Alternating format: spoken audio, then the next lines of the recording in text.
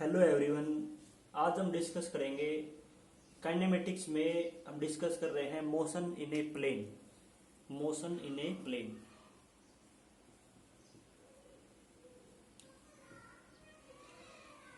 Motion in a plane, या हम इसको ये भी कह सकते हैं मोशन इन टू डायमेंशन।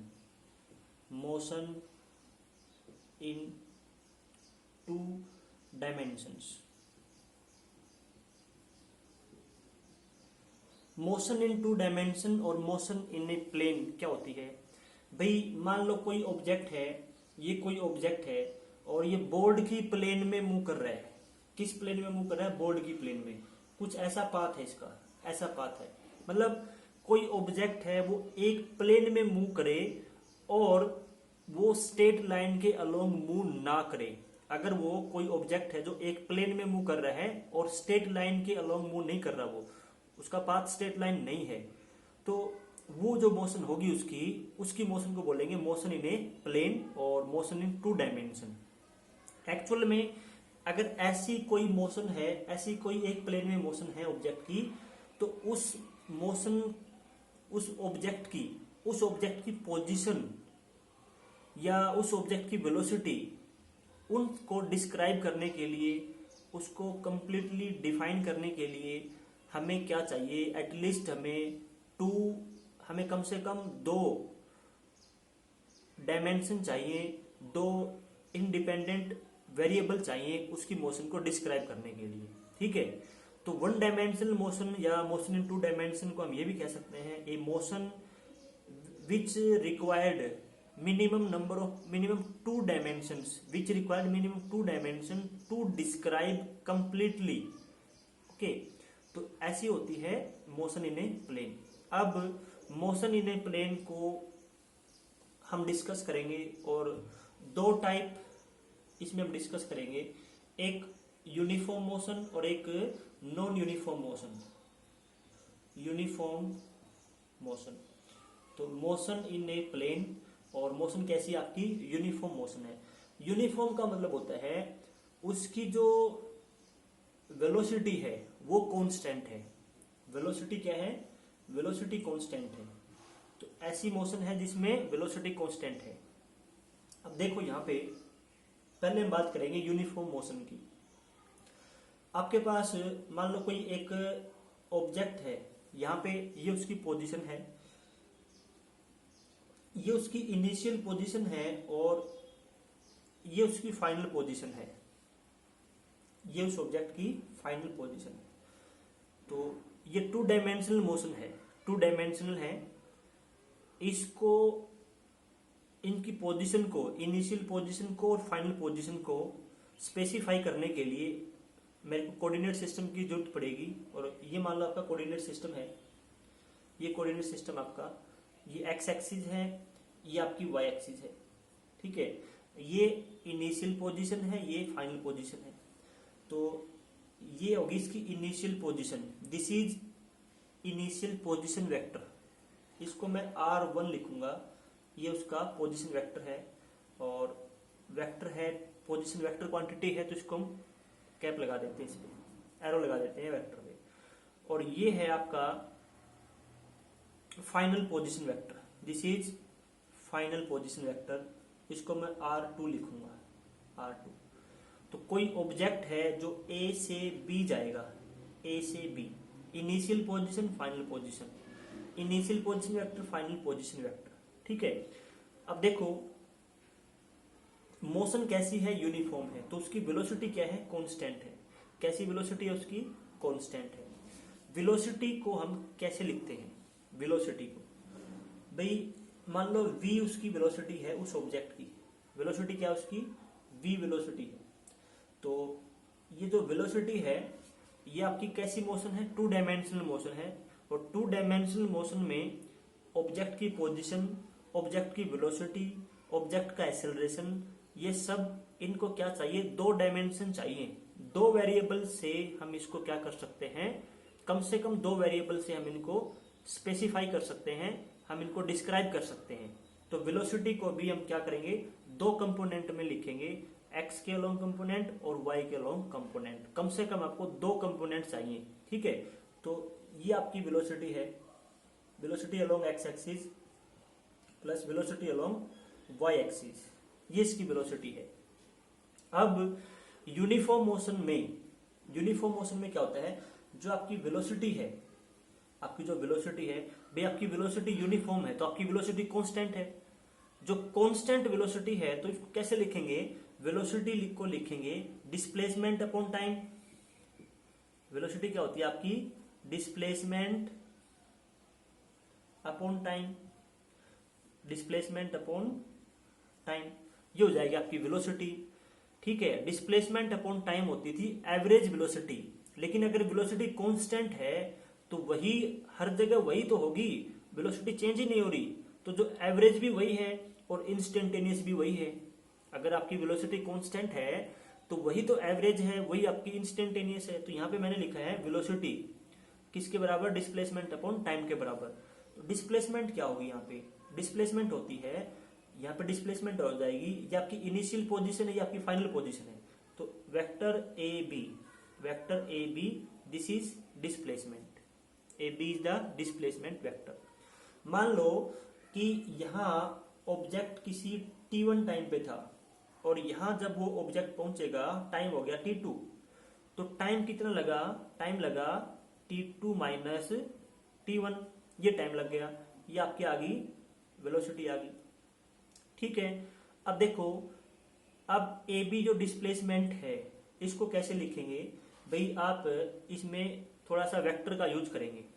ये आपका ए बी वेक्टर है, ये आपका ए बी वेक्टर है, वेक्टर ए बी, ये ए बी वेक्टर आपका, ये आपका R1 वेक्टर है, दिस इज वेक्टर R1, ठीक है। अब देखो, और ये आपका R2 वेक्टर है, दिस इज R2 वेक्टर। तो ट्रायंगल लॉ लगा दो इसमें, triangle law using triangle law of vector addition, using triangular law of vector addition, triangular law. तो ट्रायंगुलर लॉ क्या कहता है, देखो R1 plus vector A B, R1 plus vector A B, इन दोनों का सम किसके बराबर होगा, इस तीसरे वेक्टर के बराबर होगा, R2 के बराबर होगा, ठीक है। तो यहां से वेक्टर ए बी किसके बराबर हो जाएगा, वेक्टर ए बी हो जाएगा आपका R2 vector minus R1 vector. तो ये आपकी डिस्प्लेसमेंट आ गई। तो यहाँ पे इसकी वैल्यू पुट कर देते हैं इस इक्वेशन में, तो वेलोसिटी क्या हो जाएगी आपकी, वेलोसिटी हो जाएगी आपकी R2 vector minus R1 vector upon T2 minus T1, ठीक है। अब देखो यहाँ पे R1 को, R2 को और वेलोसिटी को, तीनों को एक्स वाई कंपोनेंट की फॉर्म में लिखेंगे। तो वेलोसिटी को तो एक्स वाई कंपोनेंट की फॉर्म में लिखेंगे ऐसे।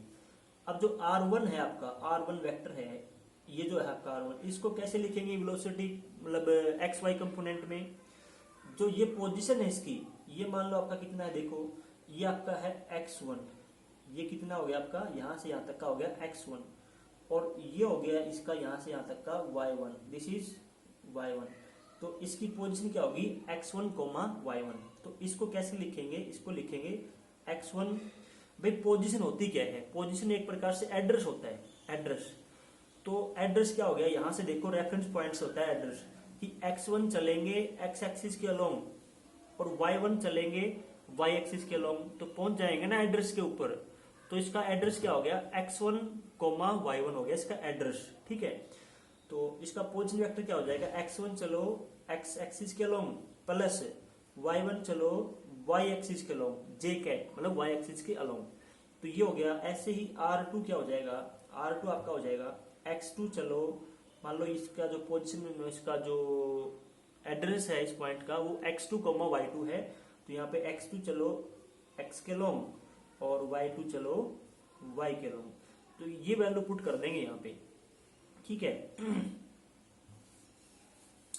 तो इन तीनों की वैल्यू यहाँ पुट करेंगे तो क्या आएगा, देखो वेलोसिटी की जगह रख दो vx i cap plus vy j cap is equal to R2 की जगह रखेंगे x2 i cap minus y2 j cap, this is R2 minus R1, तो x1 i cap minus y1 j cap, ये आ गया अपॉन T2 माइनस T1, तो इसमें हम इसको ऐसे लिखेंगे, i वाले एक साथ कर दो, j वाले एक साथ कर दो, तो इन दोनों में से i कॉमन ले लेंगे, इन दोनों में से j कैप कॉमन ले लेंगे, तो यहाँ आ जाएगा आपका x2 minus x1 i cap common आ जाएगा, प्लस सॉरी माइनस, ये प्लस आएगा बीच में,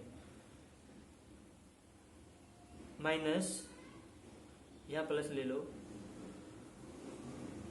नहीं प्लस लेंगे तो y कॉमन कैसे लेंगे, minus y2 minus y1 j cap, ये आ जाएगा अपॉन T2 माइनस T1, ये आपका वेलोसिटी के बराबर आ गया। ठीक है, अब दोनों तरफ देखो, लेफ्ट और राइट में i के कोफिशिएंट को कंपेयर कर लो और j कैप के कोफिशिएंट को कंपेयर कर लो, तो यहाँ पे लेफ्ट में i कैप का कोफिशिएंट क्या है, vx है, और राइट साइड में i का कोफिशिएंट क्या है, x2 minus x1 upon T2 minus T1 है, तो इसको लिख लेंगे vx is equal to x2 minus x1 upon T2 minus T1, और j के कोफिशिएंट को कंपेयर करेंगे तो यहाँ पे लेफ्ट साइड में j का कोफिशिएंट है y कैप, और राइट साइड में j का कोफिशिएंट क्या है आपका माइनस y2 माइनस y1, तो ये आपका आ जाएगा इज इक्वल टू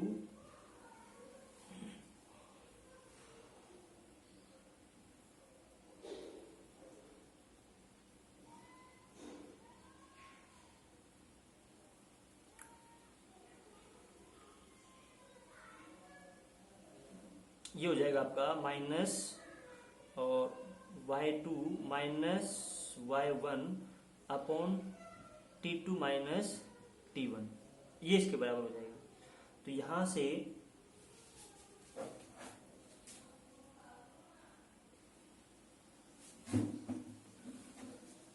यहाँ पे एक छोटी सी मिस्टेक कर दिया आपने, यहाँ पे देखो R2 की जगह x2 i cap plus y2 j cap रखना था, लेकिन यहाँ माइनस लगा दिया, तो ये छोटी सी मिस्टेक है। यहाँ पे इसको प्लस कर लो, इसको प्लस कर लो, तो ये आपका माइनस हो जाएगा, यहाँ प्लस हो जाएगा इससे, ठीक है, ये प्लस हो जाएगा, ये प्लस हो जाएगा, बस इतना चेंज आएगा इसमें। तो यहाँ से देखो, अब मैं T2 टाइम को मान लेता हूँ, T2 को T पुट कर देता हूँ और T1 को 0 पुट कर देता हूँ। ठीक है, T1 को 0 पुट करने का मतलब इनिशियली स्टार्टिंग में, और T2 मतलब किसी T टाइम के ऊपर। ठीक है, तो ये पुट करूंगा यहाँ पे, put T2 is equal to T and T1 is equal to 0, और जो T2 टाइम पे जो पोजीशन है x2, T2 टाइम पे जो पोजीशन x2 उसको मैं x पुट कर दूंगा, और T1 टाइम पे जो पोजीशन है x1 उसको भी मैं क्या पुट कर दूंगा, x नोट पुट कर दूंगा, x ऐसे ही क्या पुट कर दूंगा मैं, y2 को मैं y ले लूंगा और y1 को मैं y नोट ले लूंगा, ये पुट कर देते हैं इस इक्वेशन में। तो vx किसके बराबर हो जाएगा, x2 को x पुट कर दिया, x1 को x नोट पुट कर दिया, और T2 को T पुट कर दिया, इसको 0 पुट कर दिया। ठीक है, ऐसे ही इसमें पुट करेंगे vy is equal to y2 को y और y1 को y नोट और T2 को T और T1 को 0, ये पुट कर दिया।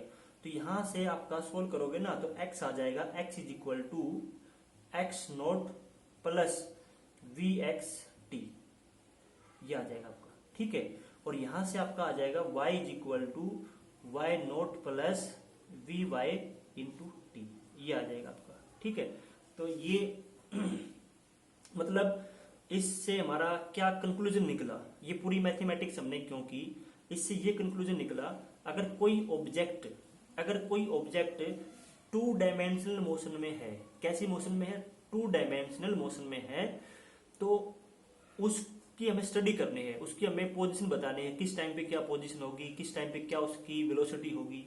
तो हम कैसे बताएंगे वो, हम देखो कि अगर उसका x निकालना आपको, तो कैसे निकाल लो, सिर्फ x के अलोंग उसकी वेलोसिटी देखो और इनिशियल पोजीशन देखो x के अलोंग क्या थी उसकी। तो मतलब इसमें देखो एक्स उसकी जो पोजीशन निकाले हैं टी टाइम पे, जो पोजीशन है उसकी एक्स एक्सिस, जो उसका जो कंपोनेंट है एक्स पोजीशन का, वो सिर्फ देखो वो सिर्फ एक्स पे डिपेंड कर रहा है। मतलब इस इक्वेशन में कहीं वाई का कोई रोल नहीं है और वाई वाले इक्वेशन में कहीं एक्स का कोई रोल नहीं है। मतलब ये है तो 2 डायमेंशनल मोशन, लेकिन ये 2 1 डायमेंशनल मोशन का कॉम्बिनेशन है।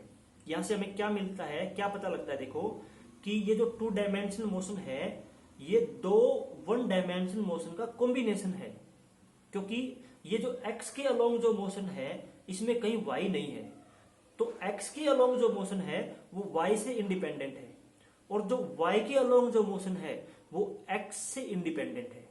तो ये थी पोजीशन की बात। x के अलोंग जो पोजीशन होगी वो उसमें कहीं y का कोई इंटरफेयर नहीं है।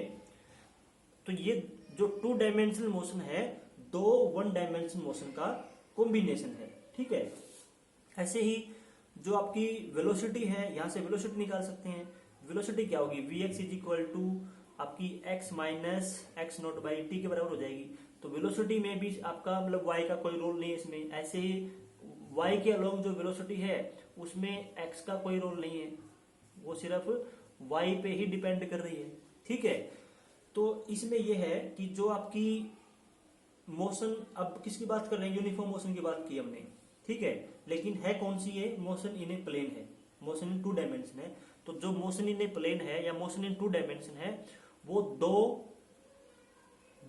1 डायमेंशनल मोशन का कॉम्बिनेशन है, और ये एक दूसरे पर डिपेंड नहीं कर रही। इसमें y नहीं है, इसमें x नहीं है, तो ये एक दूसरे से इंडिपेंडेंट है। तो इस पूरी मैथमेटिक्स से ये कंक्लूजन निकलता है कि जो आपकी 2 डायमेंशनल मोशन है वो 2 1 डायमेंशनल मोशन का कॉम्बिनेशन है, ठीक है। तो ये था आपका यूनिफॉर्म मोशन के लिए। नेक्स्ट वीडियो में हम बात करेंगे यूनिफॉर्मली एक्सेलरेटेड मोशन के लिए। यूनिफॉर्मली एक्सेलरेटेड मोशन में क्या होता है, उसमें आपका मतलब एक्सेलरेशन होगा, उसमें वेलोसिटी चेंज होगी, वेलोसिटी कांस्टेंट नहीं होगी, ठीक है। तो वो करेंगे हम नेक्स्ट वीडियो में।